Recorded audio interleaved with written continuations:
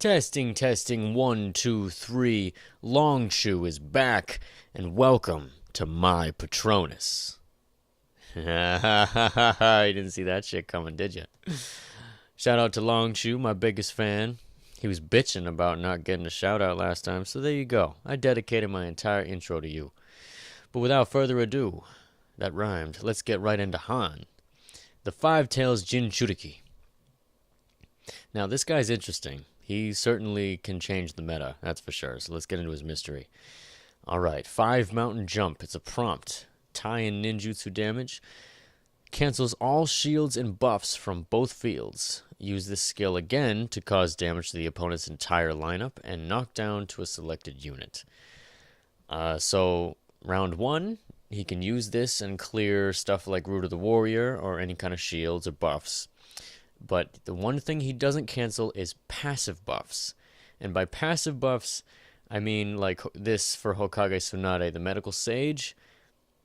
It doesn't clear those kind of buffs. It won't clear the neurotoxin buff. It won't clear poison tie. It won't clear healing tips. It won't clear anything like that. All it will clear is percentage type buffs. I tested this out. So if you have, let's say Water Main has the 40% Water Ninjutsu and Taijutsu attribute increase, Han will get rid of that. Say stuff like Root of the Warrior, he will get rid of that, which is pesky. That's for damn sure. And the next round you can use it. It's 20 chakra, and it's pretty good. It's a pretty good mystery. I wouldn't call it the hardest hitting. It's not nearly as hard hitting as Roshi, but it'll get the job done, that's for sure. Next is attack. Heal Crush attack. Taijutsu damage. Attack up to 3 of the opponent's units in the front row and has a fixed chance of causing knockdown to a targeted unit. Next is the Steam Shield. High chances of evading a standard attack, can be triggered once each round. He'll do this a lot. I'd say he does it about 80 to 90% of the time. No doubt that makes him a little more tankier. Next is the Steel Leg Jet. Tie in ninjutsu damage. Chase and attacks the low float unit and causes knockdown. This is just a standard chase. It doesn't cause any status effect. There's no crowd control with that, unfortunately, but it's just a regular chase. Next is the Tail Beast Chakra. Tenacity? Tenacity. Alright, before the action in each round, recovers life points based on this unit's ninjutsu attribute, becomes immune to low float, high float, repulse, and knockdown. So basically, he has super armor, which makes him kind of an attack tank. That's what I'd say anyway. Because he has his dodge, and because he can heal himself passively, and he has super armor, I'd say he's a tankier Jinchuriki than most. So let's get right into it. We're going to fight a team of clones. So let's say, for instance, Kakashi has Root of the Warrior for some odd reason. Han's going to get rid of that right away. Boom. But the thing is, he's also going to clear the debuffs on your end. So be mindful of that. So don't go trying to buff Han. Go for things like, well, Roshi's a perfect example right here. Roshi's going to buff himself passively every time he gets hit. So Sailor Sakura is a brilliant combo with Han as well. And for those of you lucky people who have Hokage Tsunade, she is also a brilliant combo with Han. Han is more of a wear down type character. As in, you're going to want to have him wear down the other team with Poison Tie. He's brilliant for this. He's absolutely brilliant for Poison Tie and water meta teams. He's bloody brilliant. I mean, he doesn't get better.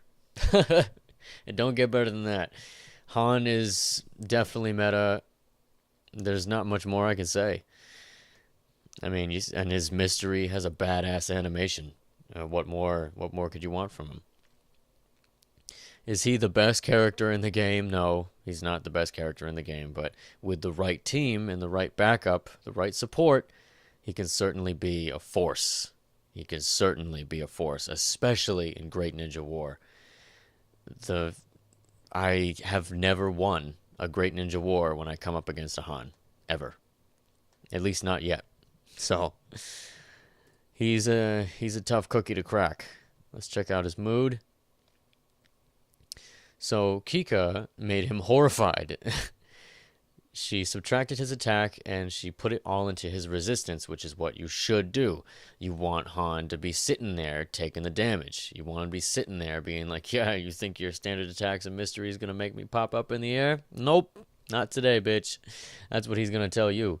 He's taking away all your buffs and he's going to take away all your damage, and he's going to take away all your shields, and he's going to take away everything. He's going to strip you clean, and then he's going to kill you. That's basically what's going to go down.